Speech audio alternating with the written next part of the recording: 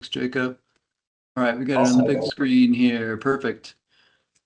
All right, great. Well, I'll just use this screen to pass around to my co-presenters here. So I'm Pete Gill. I'm the Executive Director of the Land Use Review Board, Act 250, formerly the Natural Resources Board, administering, again, Act 250, the land use regulation. And I will pass it over to Charlie really quick. Good morning, everyone. Charlie Baker. I'm with the Chittenden County Regional Planning Commission most of the time, but I'm really here representing all the RPCs and our state association as we've been working on this with the legislature and our partners here at the LRB and DHCD. So thanks. I'm Jacob Hemrick. I'm a planning policy manager in the Department of Housing and Community Development in the division called Community Planning and Revitalization. We administer state designation programs, grant programs, and support policy work as it relates to land use.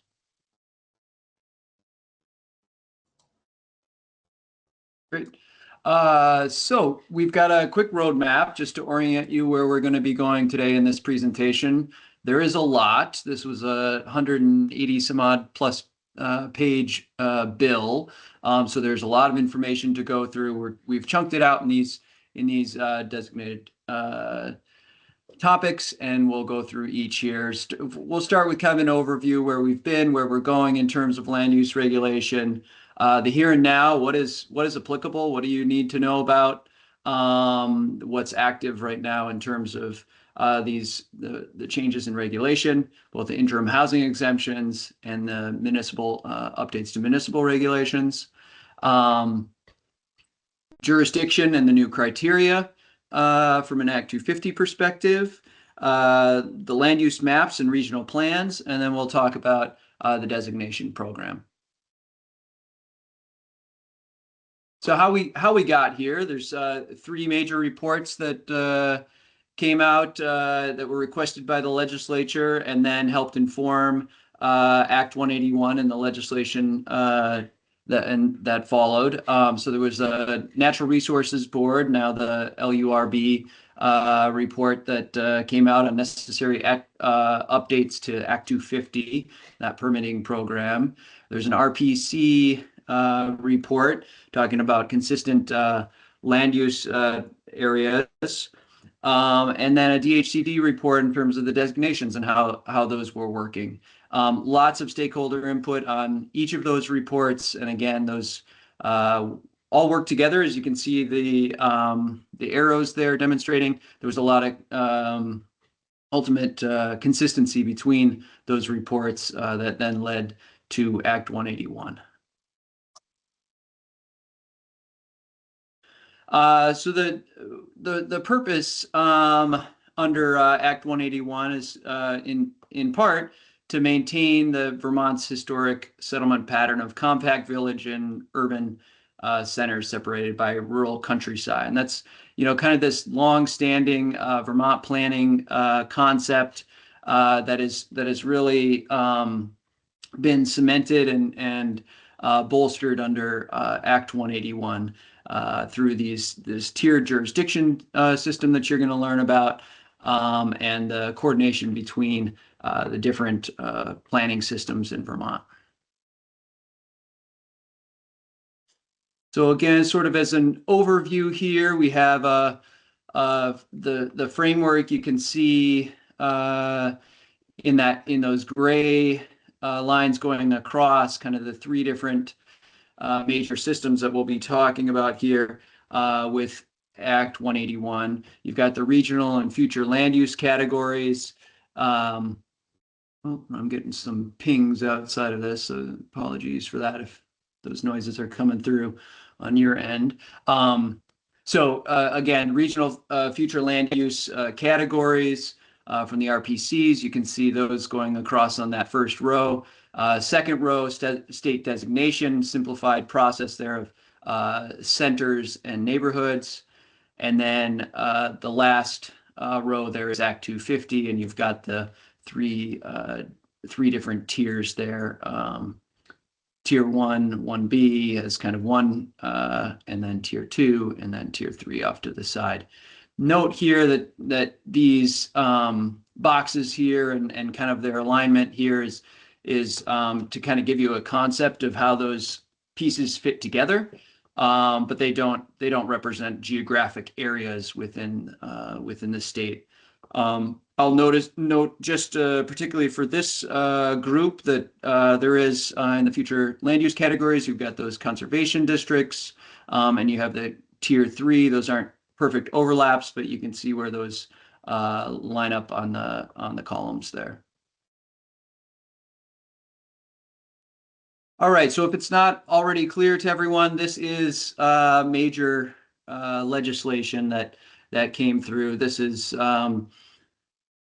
really a shift in our overall framework and modernizes and updates and coordinates our land use systems in the state. And it comes in like I said, it's a 180 page bill act, and it comes in various stages. So it's not going to all happen at once. Some of the pieces are happening now. Some of the pieces will be happening in the near future and moving forward from there. So we're going to get into each of these pieces. So I'm not going to read through these in front of you now, but you kind of get a sense of the general timeline of how this is going to play out in this slide.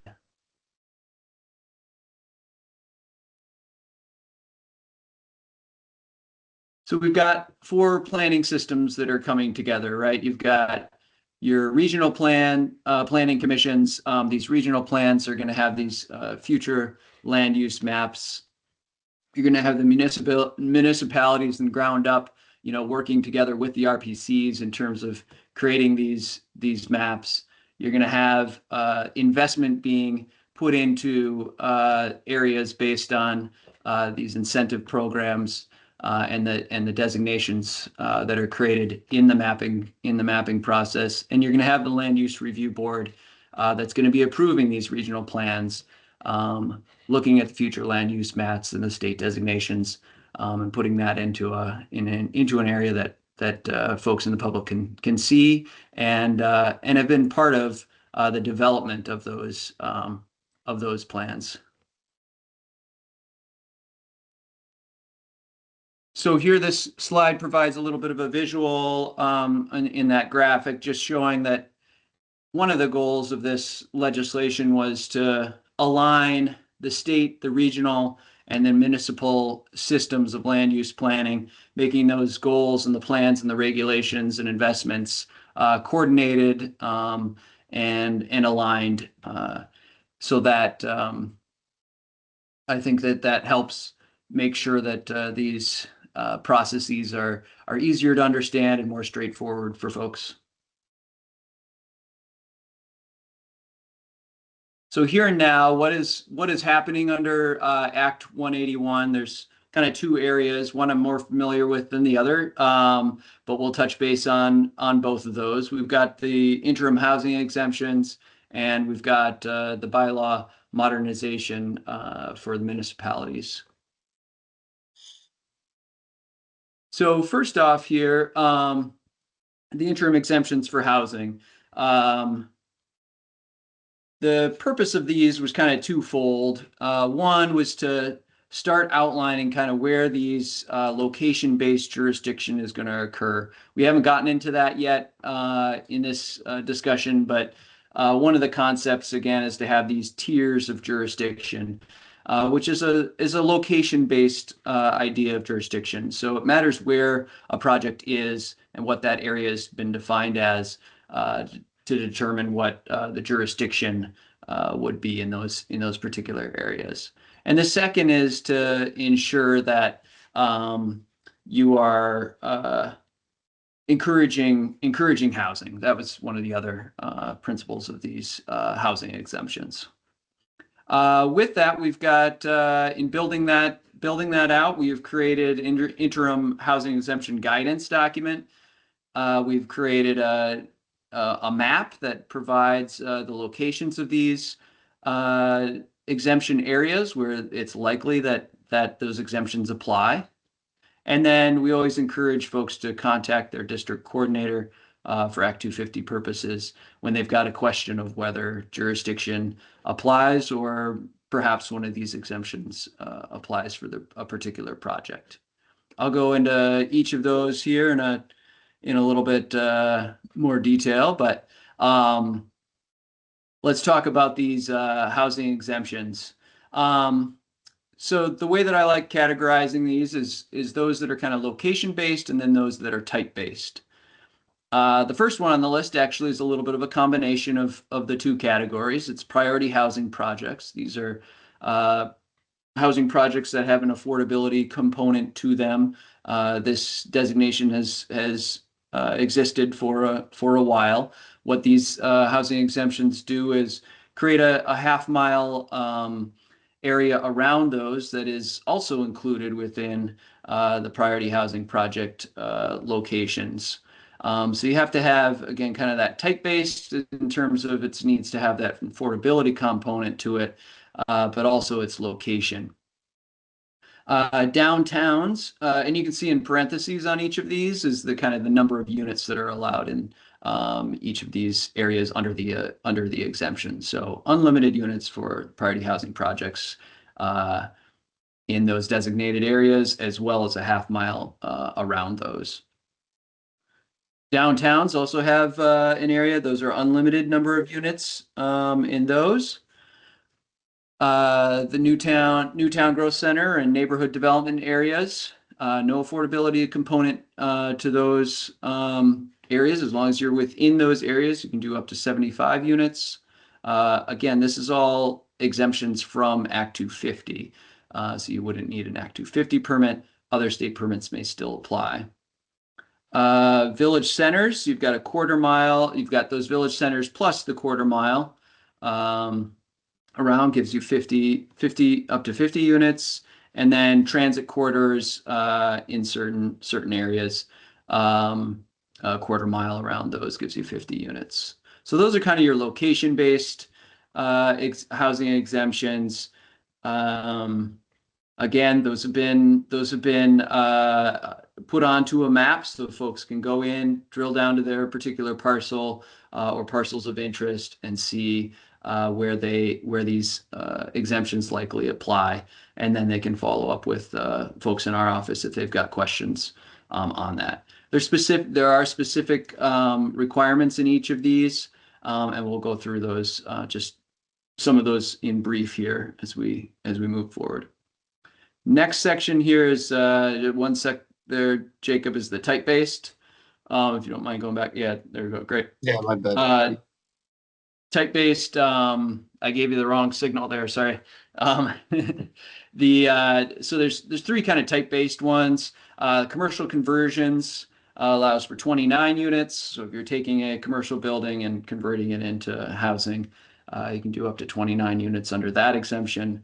Accessory dwelling units, those folks in the municipal arena recognize this from that area of law. Act 181 extended that to Act 250 as well, allowing 1 unit per home. And then motel and hotel conversions, if those are converted into affordable units, it's unlimited for those existing structures. All right, great.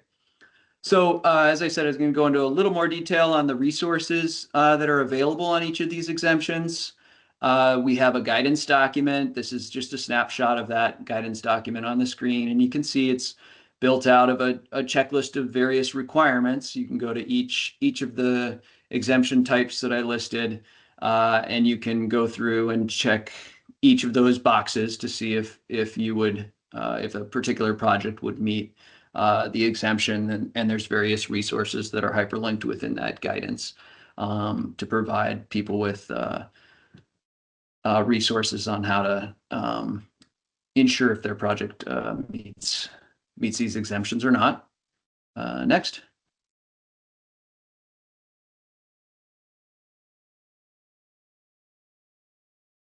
The other resource I mentioned is the map. This is a nice rainbow of colors on this portion of the map. And in fact, I think we've got this map just a little bit updated from what I've got here, so apologies for that. The update includes pretty clear swatches of colors that will then match the column on the left-hand side. So you know the location-based exemption, and you can match it up with the color. On the map, you can, like I said before, you can drill down and see the actual parcels and whether they're covered by these exemption areas or not. You can also right-click right on the particular area of the map that you're interested in, and you'll get the pop-up window like you see there where it says Essex Junction Village Center, and you can see the potential exemption areas within that area that you've clicked on. It'll give you that further information there. For those that are interested in kind of how this works, there's also a user's guide that is on the bottom of the screen here, but it's actually up on the top of the screen in the current version. I think you'll get these PowerPoint slides, and you'll be able to click on the link. But if you have any questions about how these exemptions work, our district coordinators are available, and we do have a landing page for the housing exemptions on the Land Use Review Board's website as well. Next slide. So we have various slides here on each of these priority housing, on each of these exemptions. This one is for the priority housing projects. We've broken it down so you can see the number of units. You can see how long these exemptions are. As I noted, these are interim exemptions, so they will sunset. Most of them are around January 2027, but there is a little bit of variability in some of those dates, so just do note that. It talks about whether there's any certain requirements for those project types, the areas that are the locations that qualify for those, and a couple repeating themes that you will see here is permanent zoning and subdivision bylaws, and then served by public water, sewer, or soils that are adequate for waste water disposal. One of the other themes that you will see within these is an exclusion for river corridor areas. We can scroll through these fairly quickly, but you will notice, again, you will notice some of these patterns kind of in terms of what is required in each of these exemption areas.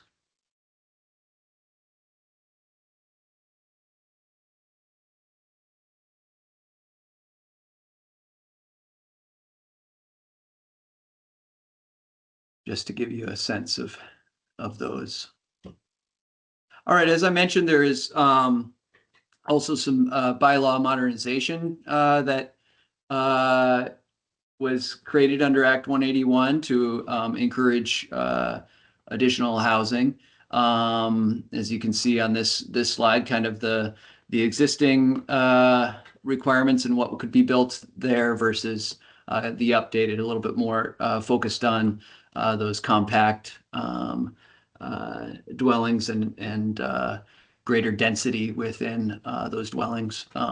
So there's a number of provisions. I'm not going to read through each of these, but you can look through here and see that again, these preemptions are allowed, are ways that are encouraging housing to be built, more dense housing, and encouraging that within the municipal regulations. Again, kind of that concept of aligning our regulatory programs.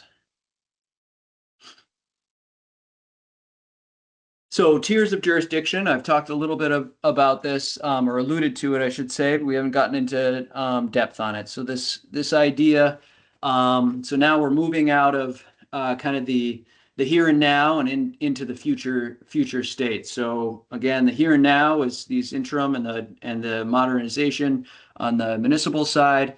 The what we're looking towards, or what's going to be happening in the future here, is these tiers of jurisdiction.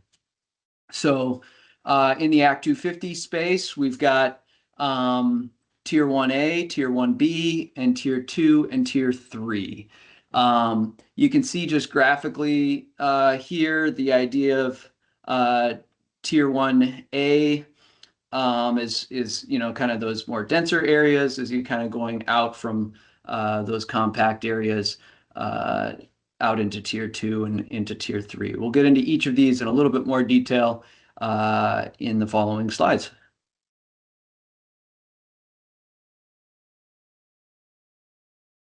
So getting into the specifics here on Tier 1A, this is an area that Act 250 jurisdiction will not apply in these centered areas. They will be, the municipalities will identify these on the land use maps as part of those regional planning maps. And the LURB, the Land Use Review Board, will approve the maps that come through with these designations on them, provided that they meet the various requirements set out by the legislature for those particular areas. You'll note here that a lot of these, some of these requirements do match the requirements for those interim exemptions that we were just talking about. And I think some of the concept again there is right. We're going from this idea of pulling things into a location-based jurisdiction. So as long as you're in the Tier 1A location and have they gotten that approved and put onto your plan, then there would be no Act 250 jurisdiction in those areas for commercial or residential properties. In this slide, we've got a kind of a breakdown, busy slide, but a lot of good information here, giving kind of the requirements right in that center column for each of the tiers that you can see off on the left-hand rows there. I think what's important to see here is you've got in those Tier 1A areas that we were just talking about, again, you have no jurisdiction for Act 250, and that is kind of a municipal responsibility at that point. Tier 1B, you have no Act 250 jurisdiction on the residential side for 50 units or less, as long as it's on 10 acres or less. And then, so that's again kind of going out from those Tier 1A areas. And then you've got and I'll just jump to Tier 3 because it's easier to talk about it this way. You've got your Tier 3 areas, and those are the areas that still need to be determined by the board through rulemaking process and input from stakeholders, et cetera. And they may consider, river corridors, headwater streams, and other critical natural resources that may trigger if a development is within those areas, and certain, again, needs to be defined by the board, but would potentially trigger Act 250 jurisdiction in those areas based on the rules set by the board. If you are not in one of those Tier 1 areas or Tier 3, then you would be in Tier 2. And what that means is status quo, meaning that the standard jurisdictional triggers of 1 acre or 10 acres based on the particular municipality would hold. Although there is also an additional trigger for road construction. So if there's a road network of roads and driveways of 2,000 feet or a single road that's 800 feet or longer, Act 250 jurisdiction would attach to that project. So you can see here the overall concept is loosening of jurisdiction in those compact areas, areas where there's already review happening, and then a slight tightening of jurisdiction for the areas that are outside of those. And next slide, Joe. Yeah, great. So who is doing all this approving? Well, there is a new land use review board. As you can see, the appointed members, there was a nominating committee through the legislature, and then governor appointments that followed from that group. You can see those individuals there. We have all of their names and their appointment dates on our website. These are 5 full-time positions. They're geographically throughout, distributed throughout the state. None of them can reside in the same county, and they, as I mentioned earlier, they'll be approving the regional plans, the Tier 1A and Tier 1B status areas, and the designations through those programs. And they have been seated as of last Monday. Yeah, go ahead, Joe. Keep me moving here. Great. The tiers, we've kind of talked about this slide already. So yeah, at any rate, you've got the 3 tiers there, and kind of the timelines of how those are expected to run out. So the board, as I said, is being seated. They'll be working on each of these elements as time goes on here. They're ready to move forward. So with that, I'll hand it off to our planning guru here, Charlie Baker. Not sure about the guru thing, but we know a little bit about it anyway. So yeah, Charlie Baker, again, from the Regional Planning Commissions, if you joined after the initial introductions, and helped the NRB staff and the DHCD staff with and the legislature with putting a lot of this together last year. So I'm going to just do a little one layer deeper on just the regional planning part of the process. There were planning goals were updated, 2 specific ones that are called out here in these 2 bullets. One is that we need to make sure that those tier 1B areas can accommodate a substantial majority of housing needed to reach housing targets. So one of the new things that the legislature has developed over the last couple of years is housing targets, and they just came out maybe 2 weeks ago. Hopefully you saw that media. And then the other one is looking at environmental justice principles when we do our planning, and making sure marginalized communities are not further negatively impacted, for sure. Next slide, Jacob. Here's a map of the 11 regional planning commissions. Hopefully you're familiar with yours. As we do our planning work, a lot of emphasis on including citizen participation, municipal participation, kind of already mentioned equity, but also climate resilience, mitigation, adaptation. A lot of concern that you saw as Pete was looking at even the interim exemption areas. They all have carve outs for floodplains and river corridors. So a lot of concern about, even as we grow, we got to make sure we're doing it in a flood safe way. And then we have a new standard future land use elements. Sorry, go ahead, Jacob. And this is a little repetitive, just a little bit different way to see it. Our regional plans with these future land use maps going to define these areas that are intended for growth. The State Land Use Review Board is going to review those. Prior to this process, RPC boards approved their regional plans, and that was kind of the end of the process. There was no state review or additional review. So having a state land use review board actually review our plans is a very new step, and part of making our plans more consistent.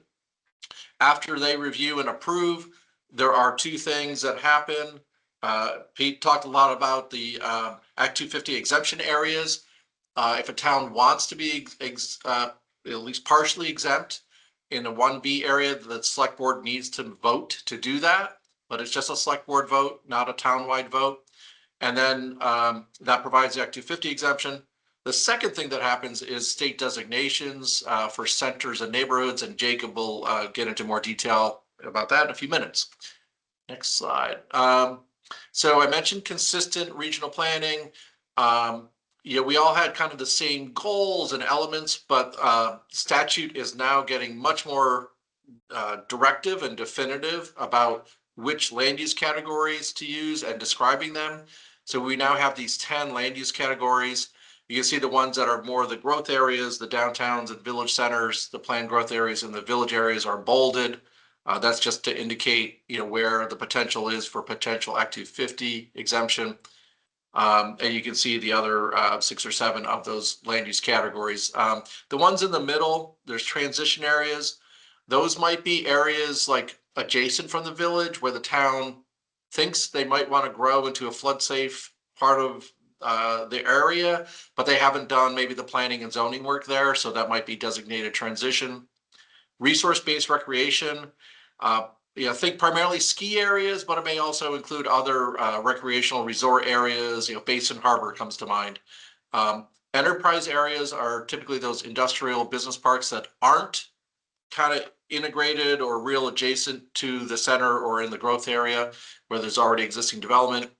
Hamlets, those small crossroad communities. And then we are trying to divide the rural part of the state, which is most of the state, into 3 categories. And that's proving a little challenging, and welcome any advice you have on that, or talk to your own RPC as they're going through that. Next slide. And so just to give you a little bit more detail on downtown centers and village centers, we're trying to make sure that every existing designated village center is able to maintain that designation and maintain the benefits. So there are very little requirements on having a village center.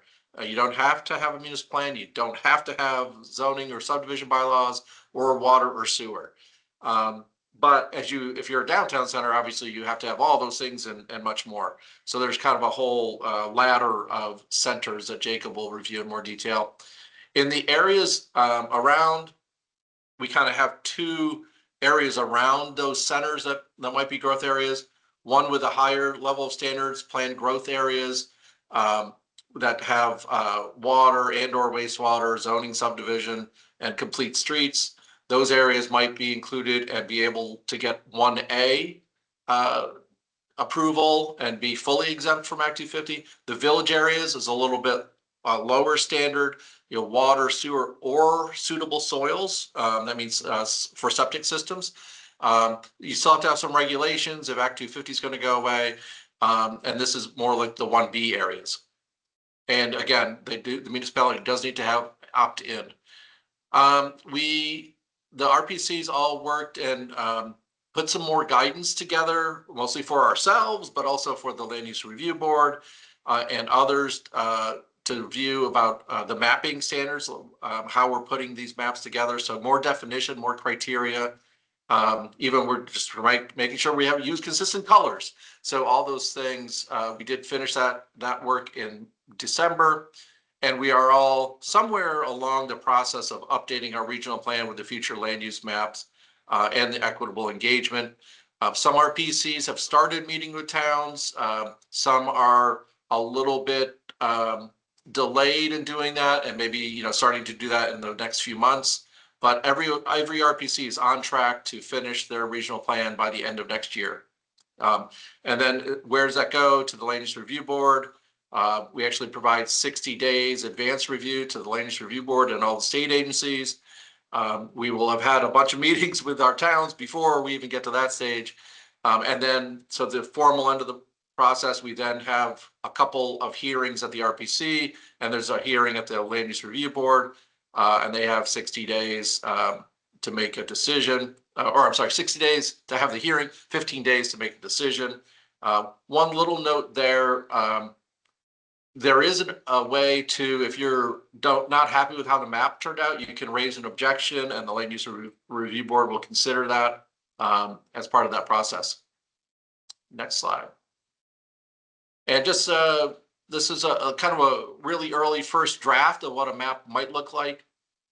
The The red crosshatch there is the quarter-mile buffer from the village center, the current village center.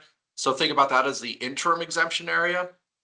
The pink color is kind of a first take at what might be the village area as we sit down and work with the town of like, where are they really trying to have higher density housing and where are they not?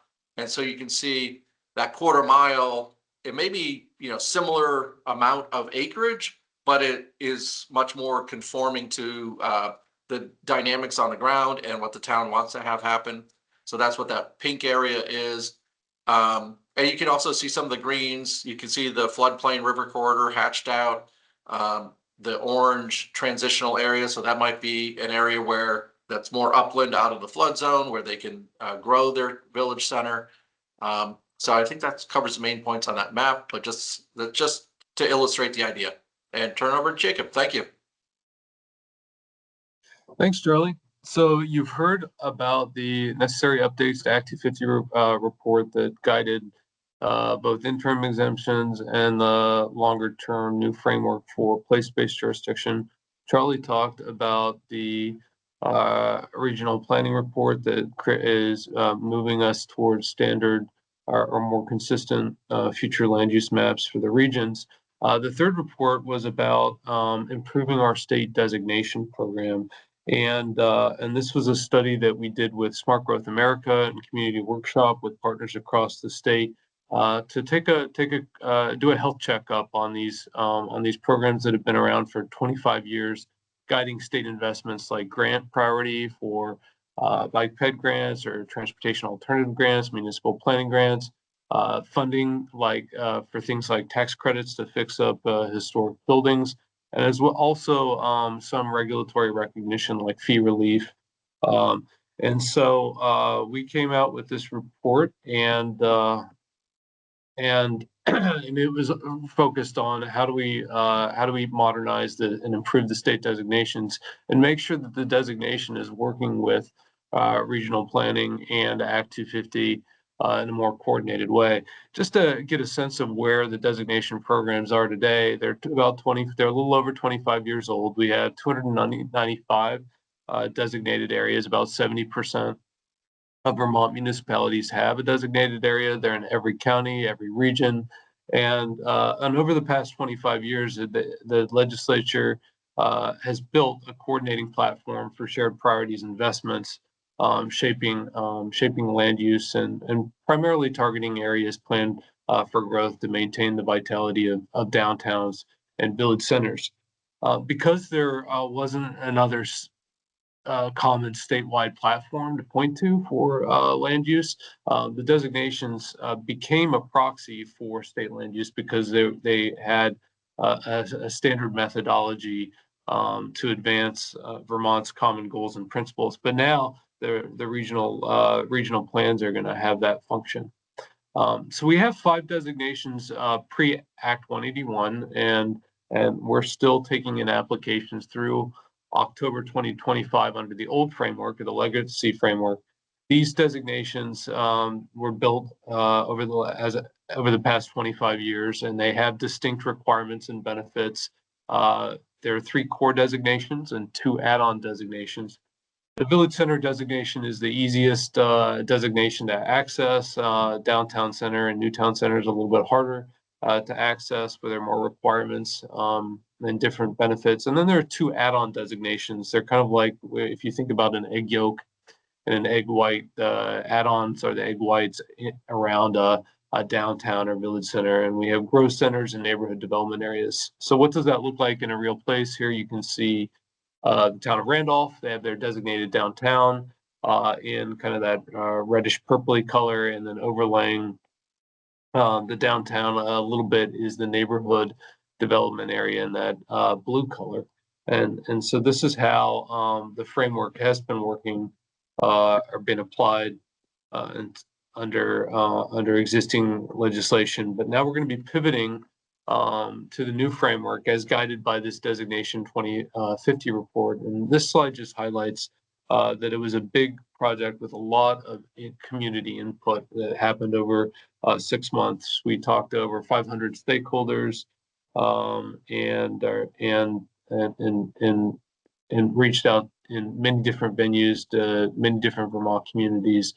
So we had robust public input as part of the process. And really what we heard was that people really value the designations. They want to see the designations continue and have this as a platform for coordinated investments, but they want to see simpler designations, less complicated process than what has existed to date, more accessible and coordinated administration that often gets back to the capacity of smaller communities or lower resource communities, and better benefits and support for focused priorities, as well as some other administrative aspects that we looked at. And so the report really, big picture, communicated that Vermont wants to see more dollars for action, more direct program assistance, more local capacity solutions, but especially in these priority areas. So housing growth and access, climate resilience, infrastructure, livability, capacity and equity, and community and economic development. So what changed? Act 181 continues on with the same basic concept, but it's simplifying from 5 to 2 designations. Again, each of these are going to have distinct requirements and benefits, and we anticipate somewhat larger areas than may exist today, but they're all going to flow from the Land Use Review Board approved regional future land use maps. So when that action takes place, the designation becomes automatic. So no longer will communities have to come one by one for each village center or downtown center to a state board and get a boundary approval. It's going to happen in one action as the regional plan is approved.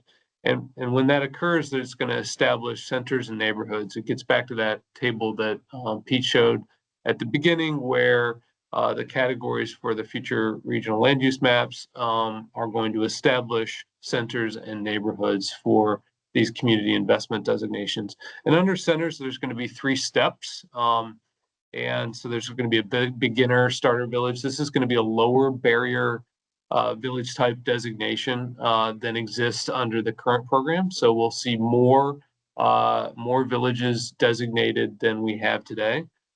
There's a step 2, kind of an intermediate growing village, village thinking about its growth and investment and planning framework. And then the most advanced center, which is our Main Street program to support thriving downtowns in commercial and civic core districts.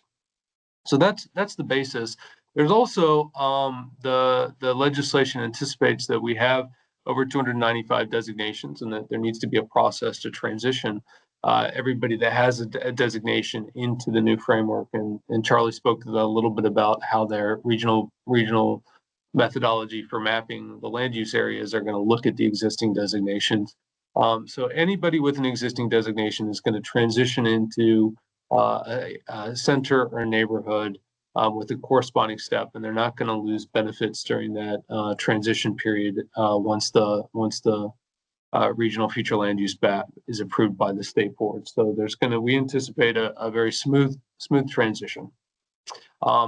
Once the maps are approved, the program is going to be overseen by a new board called a community investment board, but it's really just kind of a reformed board. It used to be called the downtown board, and they approved all the designation programs. And so you can see all the people that are represented on that board right now, as well as some new members highlighted in green.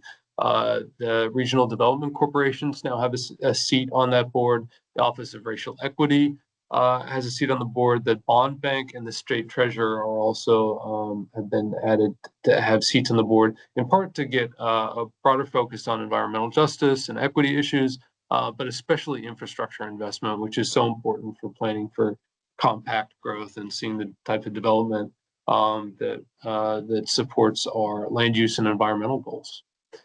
So now we're going to loop back to that table again. And so now that you've heard the overview from Pete and Charlie, this might make a little bit more sense in that you can see how the regional future land use categories, the downtown and village centers, the planned growth areas, and the village areas serve as the basis for the state community as investment designations as centers and neighborhoods and certain Act 250 exempt areas. And again, just as a reminder, the regional plans will not serve as the basis for the conservation tier 3 our important natural resources jurisdiction under Act 250. That is going to be subject to the Land Use Review Board rulemaking. And also, just as a disclosure, this doesn't represent like the land area or acreage. It's just giving you a sense of the categories and how they flow together.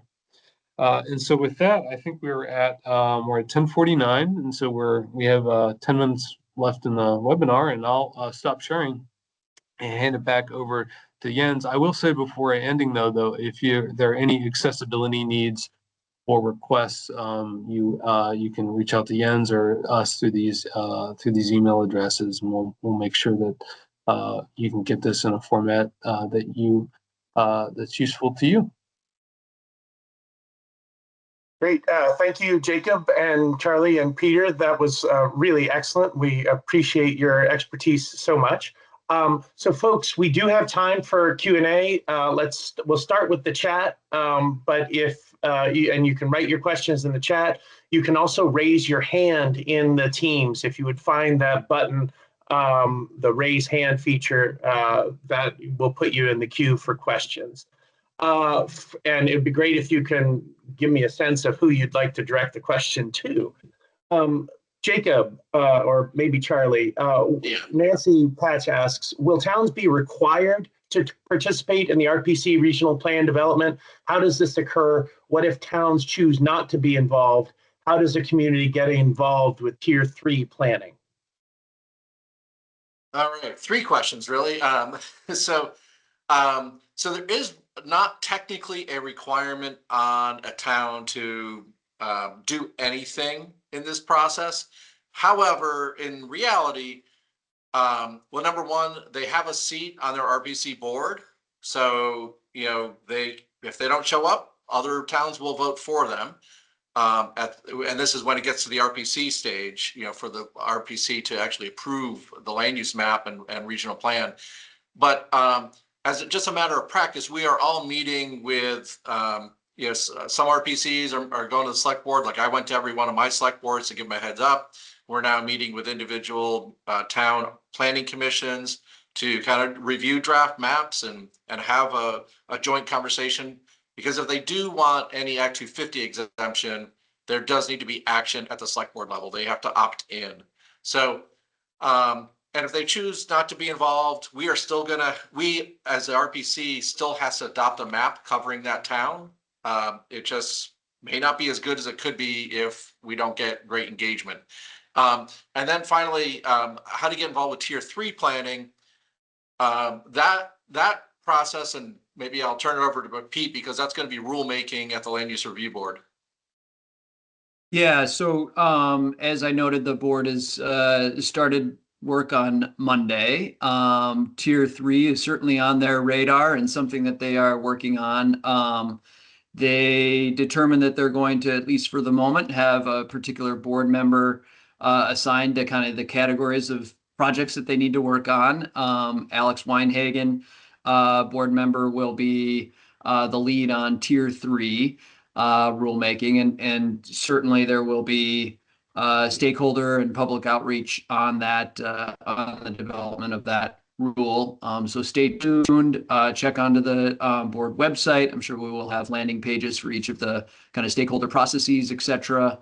Yeah, and certainly reach out. I'm happy to take questions on that for folks that are interested in involvement on that level.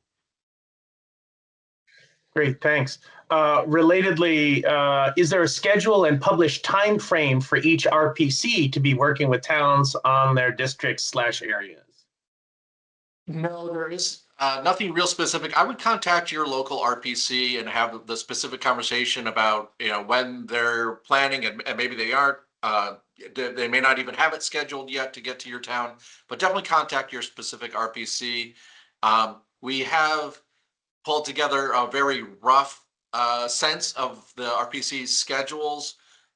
There's a few that want to get their plans done like this. A couple of them want to get done this summer.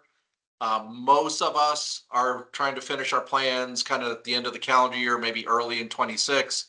And then there's 2 or 3, I'll call them the stragglers that are trying to get their plan approved closer to the end of 26. So, but you really just got to contact each individual RPC to find out when they'll be at your town. Great, thank you.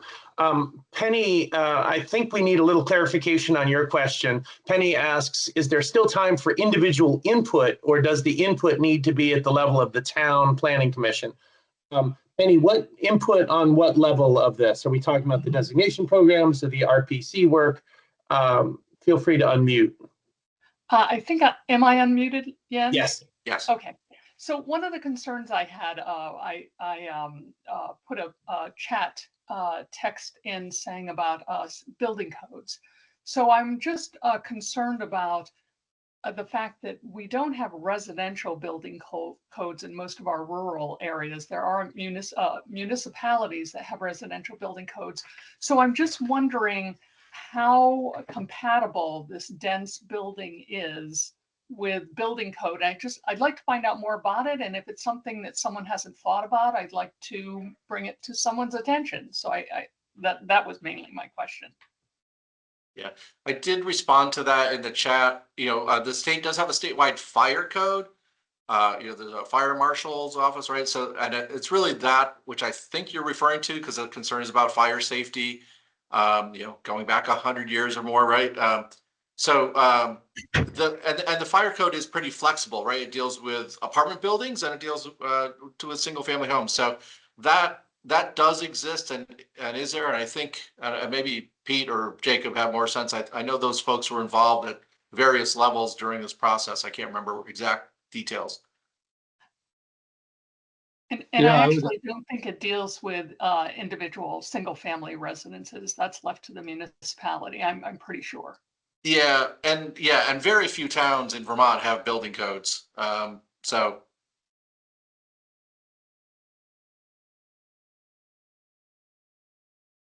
Sorry, Jacob, were you going to follow up? No, I think that was a good summary in that there is a statewide code, even if there is delegated authority in 11 communities to administer their own codes, but they all meet a statewide baseline minimum. And I'm not aware of any fire safety issues coming up with as it relates to anything in Act 181. Great, thank you. We do have time for 1 or 2 more questions. Does anyone want to write in the chat or raise your hand?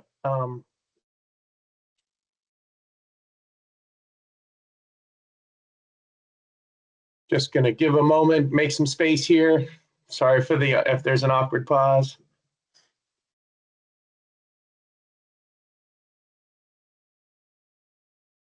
I could just fill it for a moment, Jens, and just say I really appreciate everyone coming out and the interest in wanting to partake in these different studies and engagement processes on the mapping, et cetera. I think that's really great. As you can see, kind of from the overall structure, it's built on people engaging and being part of the process. That's what's going to make this work and be as effective as possible. Thanks, Peter. Claudia, go ahead and unmute yourself.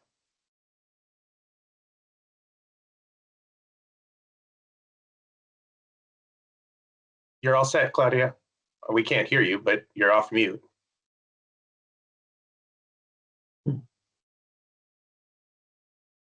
Claudia, I'm going to circle back around. Aaron writes, any expectations or predictions on what Tier 3 restrictions and development review process will be? Good question. Tier 3, as we mentioned, is still relatively undefined in terms of locations, et cetera, and how the board will want to look at that and, based on stakeholder input, et cetera. But what I will say is, if Act 250 jurisdiction is triggered in a tier 3 area on a particular project, then that standard permitting process could result, but the board could also look at it in different ways as well. So there's really a lot up in the air in terms of how that might be approached, and that will all be informed by the rulemaking process. Great. And last one is from Stan. All the boards have great agency representation, but I see there are no citizens on the boards for citizen participation except for public meetings. Why is that? I'm not sure I totally understand the question. I mean, I don't know. We have a representative democracy, I guess. Like the RPC boards are made up of whoever the town appoints. Sometimes they are residents, sometimes they are select board members, sometimes planning commission members. If you're talking about the community investment board, maybe that was the one where we had the long list. Well, I think that's a fine note to go out on in terms of representative democracy and participation through the RPC boards. So with that, it is 11 o'clock. We'll end for today. Thank you all so very much for the presentations, the excellent information this morning, and thank you all for attending. We're really pleased. I did put a bunch of links in the chat that were referenced in the PowerPoint that I will email out to all the participants today, just so you have direct access to those, as well as the emails of the presenters, just in case there are follow-up questions. So thank you all very much. Have a great day. Hey, thank you, Jens. Thank you, Jens. Take care, everyone.